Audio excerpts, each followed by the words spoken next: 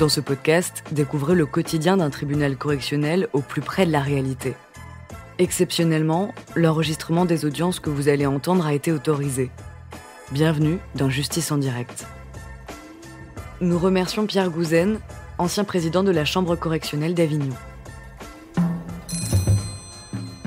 Bonjour, l'audience est ouverte. Vous pouvez vous asseoir. Bien, première affaire utile. Dossier 15 tourbillon, de Retz, tourbillon Yves et Benjamin.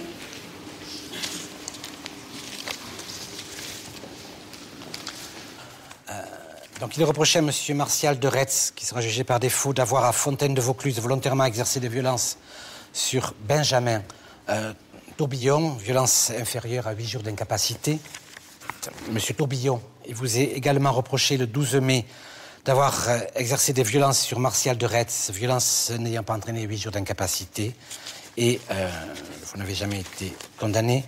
Benjamin Tourbillon, également, des violences sur la personne de M. de Retz, dont il est résulté une incapacité inférieure à 8 jours. Donc, des violences réciproques en date du 12 mai 2008. Monsieur Tourbillon, vous êtes propriétaire de l'hôtel du Poète à l'Île-sur-Sorgue.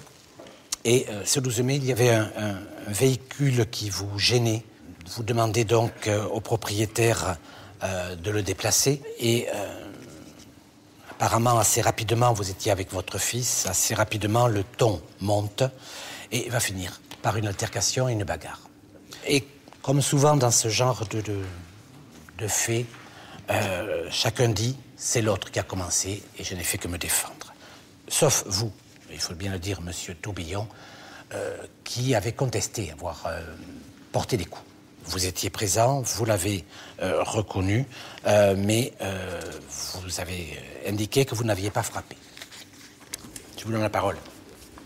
Bon, je peux vous dire que ce jour-là, mon fils m'a conduit, comme on fait régulièrement chez nous, pour dîner dans notre établissement. Et qu'en sortant pour aller sur le place du village, pour profiter, on dira, de l'environnement exceptionnel du site, on s'est rendu compte qu'une voiture était garée devant la place, devant l'accès du parking privé de notre établissement. Il faut savoir que cette rue d'accès qui nous dessert est privée, donc nous appartient, et que pour y accéder, il y a une barrière, il y a une signalétique qui précise que c'est une propriété privée, qu'on n'a pas à y rentrer. Et malgré tout ça, donc il y avait une voiture. Donc on s'est douté que c'était quelqu'un qui était dans l'environnement proche. Et donc en demandant au restaurateur du coin, on nous a précisé que c'était un serveur. On ne lui a pas demandé d'enlever son véhicule puisqu'il était garé devant notre portail, mais simplement de le déplacer, puisque la rue qui est privée, qui nous appartient, est une rue qui est sans issue, donc c'était très facile de se déplacer de 10 mètres en amont ou en aval de l'entrée de notre parking. Ce monsieur a refusé fermement, et quand moi, monsieur le président, je lui ai dit « mais monsieur, vous êtes garé chez moi », à ce moment-là, là, il a, comment dirais-je, pété les plombs et les fusibles. Il est devenu furieux. Il m'a demandé mon acte de propriété. Je lui ai dit « monsieur le président, je ne l'ai pas là ». Je lui ai dit « je vous l'amènerai demain matin ». Et puis on marchait tous les trois de front et on allait effectivement vers sa voiture. Et subitement, il a envoyé un coup de tête à mon fils qui lui a explosé la tête et le nez, avec hémorragie, etc. Bon, bien sûr, mon fils n'est pas resté les bras ballants. Et si mon fils y a mis 3 ou 4 coups de poing, je vous dis oui, avec force et conviction, monsieur le président, mon fils a effectivement riposté à l'agression. Moi, je peux vous dire que mon état de santé ne me permet pas même pas d'essayer d'évoquer une bagarre et encore au moins de riposter. Je peux vous dire que même à ce jour, je suis toujours dans l'impossibilité d'utiliser mon bras droit ainsi que mon épaule. Les certificats médicaux l'attestent, et ça malheureusement de longue date. Et puis compte tenu du personnage qui est un homme, on dira, de forte corpulence et bien bâti, quand il dit que moi je l'ai poussé, donc ça veut dire, monsieur le président, qu'il faudrait que je le pousse avec la main gauche suffisamment violemment pour qu'il glisse, qu'il aille percuter mon fils qui est 2 mètres derrière, et comme par hasard il le reçoit dans le visage et mon fils est ballant, et c'est ce qu'il ne veut pas ou se protège pas. Monsieur le président, je me demande sincèrement ce que je fais devant chez vous en tant qu'accusé et pas en tant que victime. Je le dis avec beaucoup de conviction parce que les faits qui me sont reprochés ne cadrent absolument pas à la réalité de la situation. Voilà. Vous êtes ici aussi parce qu'il y a eu un témoignage.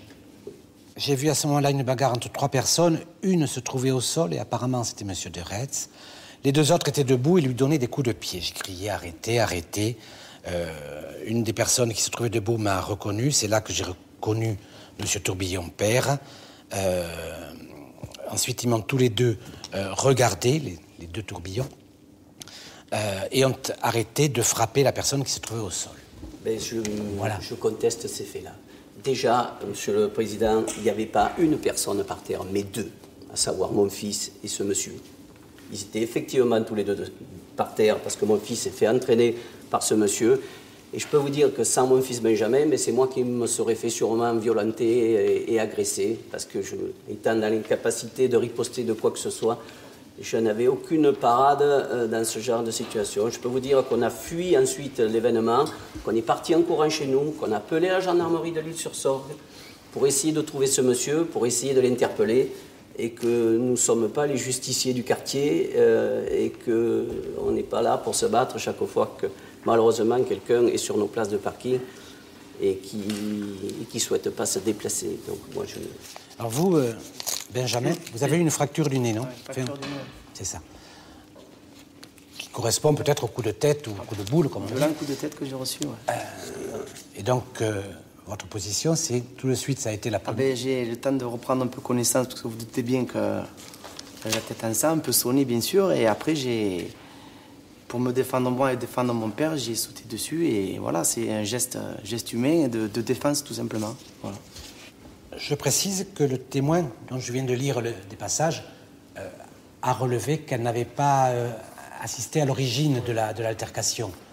Elle a vu la suite, effectivement, de l'altercation, mais pas le début, notamment ce coup de tête qui est peut-être à l'origine Bien sûr, c'est lié des faits. C'est le tribunal qui le dira. Vous voulez ajouter quelque chose? Non, c'est bon. Je regrette d'avoir reçu un geste gratuit, voilà, et de me retrouver devant vous ce matin en tant qu'accusé. Voilà. Et moi, je rajouterai, Monsieur le Président, que vous côtoyez, vous, la violence au quotidien à travers votre métier. C'est pas notre tasse de thé, c'est pas notre mentalité, et c'est pas notre vocation. Madame le procureur. On ne connaît pas le début de la bagarre, on a des certificats médicaux. Et au vu du certificat médical qui est produit par M. Tourbillon Benjamin, j'abonde dans son sens. Et cette fracture du nez ne peut pas résulter manifestement du geste qui est décrit par M. de Retz. M. de Retz indique « J'ai glissé et je suis tombée sur son fils, c'est à ce moment qu'il s'est pris le frontal. » Non, c'est pas sérieux. C'est pas sérieux, on peut éventuellement glisser, mais de là à occasionner une fracture du nez, non, ça correspond effectivement à un coup de boule. Bon. Même un coup de poing, c'est plus rare. Donc, c'est la raison pour laquelle M. de Retz est poursuivi. Bon, c'est tout à fait cohérent la façon dont ça s'est passé. Ces gens qui ne sont pas habitués à la violence, et le père qui voit son fils le nez en sang, eh bien, il s'est malheureusement passé ce qu'a vu le témoin, à savoir, j'ai vu à ce moment-là une bagarre entre trois personnes. Une se trouvait au sol, donc sans défense quand on se trouve au sol, et les deux autres étaient debout et lui donnaient des coups de pied. J'ai crié « Arrêtez, arrêtez ». Une des personnes qui se trouvait debout m'a regardé. C'est là que j'ai reconnu M. Tourbillon-Pierre. Je ne connais pas son prénom. Voilà, c'est les coups de pied. Alors, M. Tourbillon-Pierre nous indique que, qu'il a été blessé à l'épaule et qu'il ne peut pas servir de son bras. Ce n'est pas le problème, puisque c'est des coups de pied qui sont vus par le témoin. Et on n'a aucune raison de mettre en cause la crédibilité de cette personne. Elle dit « Je vous précise que je n'ai pas vu le début de la bagarre ». Si elle avait voulu accuser à tort messieurs Tourbillon des voisins avec lesquels elle ne s'entend peut-être pas, elle aurait dit « J'ai vu le début de la bagarre, c'est eux qui ont commencé ». Voilà. Donc voilà, une réaction de la part de messieurs Tourbillon qui n'était pas en état de légitime défense. Ça ne permet pas cette réaction-là, surtout sur un homme qui est à terre. C'est la raison pour laquelle je vous demande d'entrer en voie de condamnation. Concernant monsieur de Retz, je vais vous demander de le condamner à une amende pas inférieur à 600 € parce que c'est un bon coup de boule. Et puis, compte tenu, messieurs Tourbillon, je vais aussi vous demander, bien que ce soit un délit, de les condamner aussi à une amende que je vous propose de fixer à 500 € pour chacun d'eux. Monsieur le bâtonnier. Monsieur le Président, vous avez cet homme qui donne un coup de tête, volontaire. Vous avez derrière quoi? écoutez, je suis désolé, je ne peux pas me tourner vers le parquet pour dire vous ne voulez pas qu'un gamin de 23 ou 24 ans qui prend un coup de tête, qui a le nez qui éclate, qui est plein de sang, prenne la fuite en courant alors qu'il a été agressé d'une manière illégitime. Je dis bien illégitime. Ça, c'est une évidence. Et lorsque vous avez la riposte qui s'effectue dans la seconde qui suit, avec une altercation, dites-vous, qui va durer 4 secondes, et que vous avez à ce moment-là le fils à terre qui frappe l'autre, sans nul doute d'ailleurs moins lourdement que ce que le fils a été frappé, parce qu'une fracture du nez, c'est une fracture du nez, et que vous avez le père, et j'allais presque dire dans l'absolu, même s'il a mis un coup, qu'est-ce que dit le texte sur la légitime défense? C'est la spontanéité de la défense, c'est l'attaque illégitime, c'est la riposte qui doit être une riposte proportionnée. Ben vous êtes dans une riposte qui est une riposte physique. On n'est pas allé chercher un bout de bois dans les quelques secondes qui ont suivi pour poursuivre l'homme et lui taper dessus. On n'est pas allé chercher une arme. Bon, on est dans cette situation et vous avez la brièveté dans le temps. Et d'ailleurs, le texte de légitime défense, M. le Président, et nous le connaissons tous, et je aimais que le parquet le traite aussi. Il parle aussi de légitime défense pour autrui. Lorsqu'autrui est soumis à une attaque illégitime, on peut riposter pour défendre autrui. Et puis, j'en termine par ce que j'avais dit. Moi, je plaide pour un couple, entre guillemets, de gens respectables.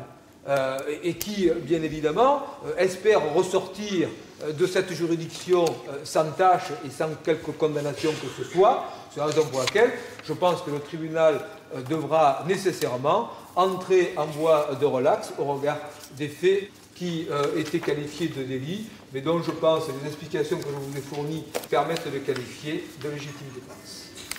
Merci, maître. Monsieur Tourbillon, vous voulez approcher? Approchez-vous. Est-ce que vous voulez ajouter quelque chose? Je veux simplement ajouter, Monsieur le Président, que pour nous,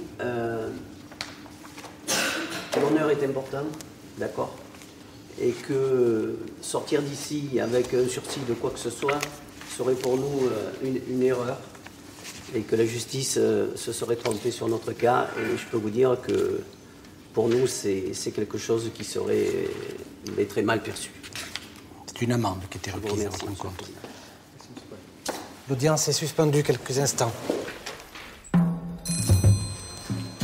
L'audience est reprise, veuillez vous asseoir. Alors, le tribunal, messieurs, restez assis, déclare M. Deretz coupable des faits qui lui sont reprochés et le condamne à 600 € d'amende. Le tribunal, constatant la légitime défense et l'article 122.5, vous déclare tous les deux non coupables. Les faits qui vous sont reprochés vous relaxent des fins de la poursuite. Vous pouvez vous retirer. Bien, donc l'audience est levée.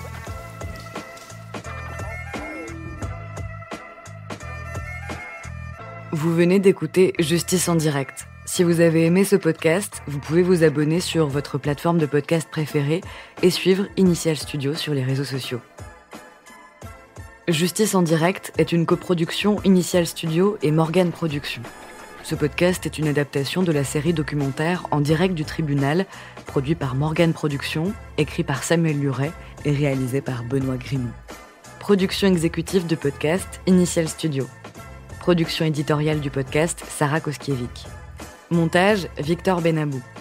Musique La Grande Table. Illustration Paul Grelet. Avec la voix de Pauline Josse.